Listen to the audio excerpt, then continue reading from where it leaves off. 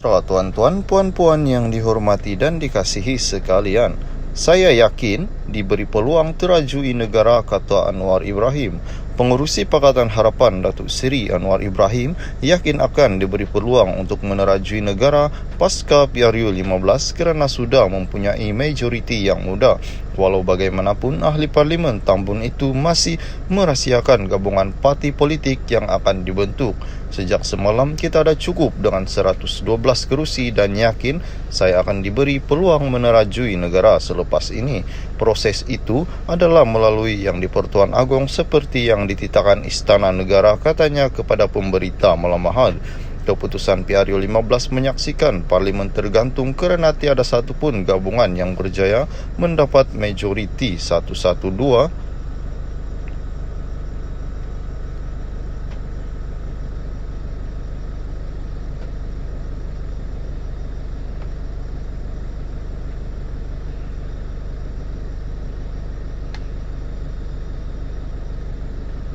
Salam sejahtera tuan-tuan, puan-puan yang dihormati dan dikasihi sekalian. Berundurlah Zahid, akar umbi dah berbunyi. Berundurlah Zahid, akar umbi dah berbunyi, kata mereka.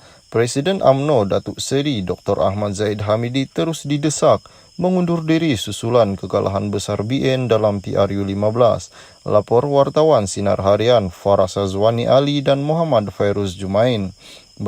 Desakan terbaru itu hadir selepas sebilangan pemimpin UMNO bahagian Bukit Bintang berhimpun di ibut pejabat parti itu di Menara Dato' On, Kuala Lumpur menzahirkan rasa tidak puas hati terhadap pemimpin nombor satu parti itu.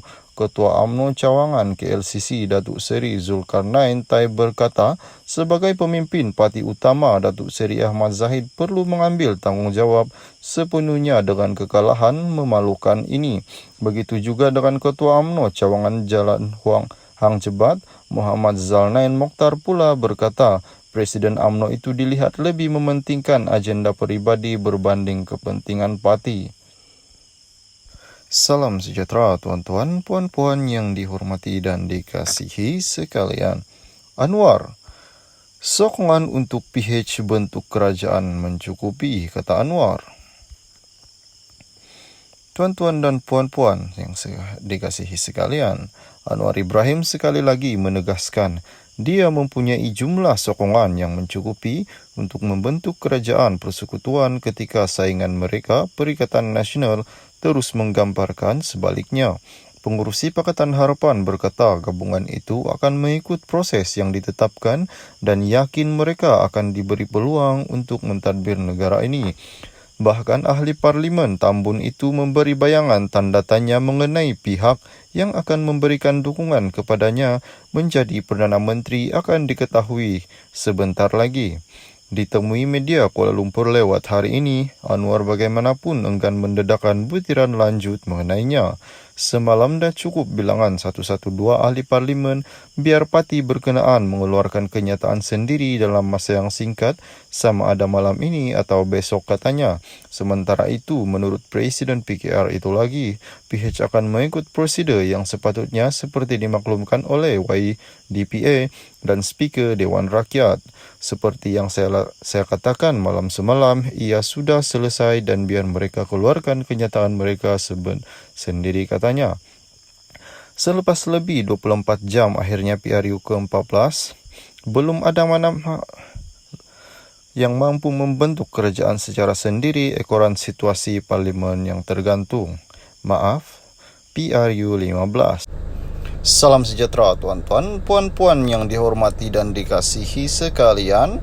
PHBN pacak capai persetujuan bentuk kerajaan negeri. PH dan BN di Perak mencapai persetujuan untuk membentuk kerajaan negeri. Keputusan itu dibuat tengah-tengah ketidakpastian sama ada BN di peringkat pusat akan menyokong Perdana Menteri daripada PH atau PN. Rundingan di Perak itu disahkan oleh pelbagai sumber daripada PH termasuk pengerusi PKR Perak Chang Lee Kang. Salam sejahtera tuan-tuan, puan-puan yang dihormati dan dikasihi sekalian. Berundurlah Zahid, akar umbi dah berbunyi. Berundurlah Zahid, akar umbi dah berbunyi, kata mereka. Presiden UMNO Datuk Seri Dr. Ahmad Zahid Hamidi terus didesak mengundur diri susulan kekalahan besar BN dalam PRU 15. Lapor wartawan Sinar Harian Farah Sazwani Ali dan Muhammad Fairuz Jumain.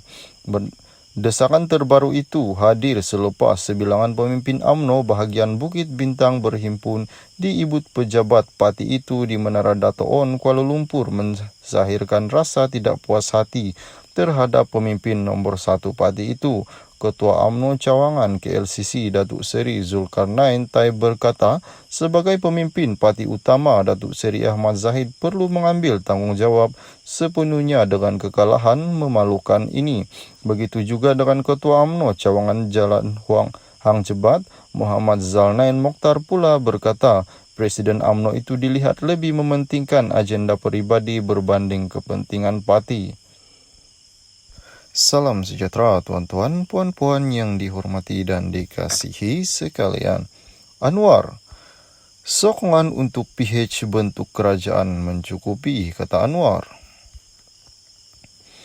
Tuan-tuan dan puan-puan yang dikasihi sekalian, Anwar Ibrahim sekali lagi menegaskan dia mempunyai jumlah sokongan yang mencukupi untuk membentuk kerajaan persekutuan ketika saingan mereka, Perikatan Nasional, terus menggambarkan sebaliknya.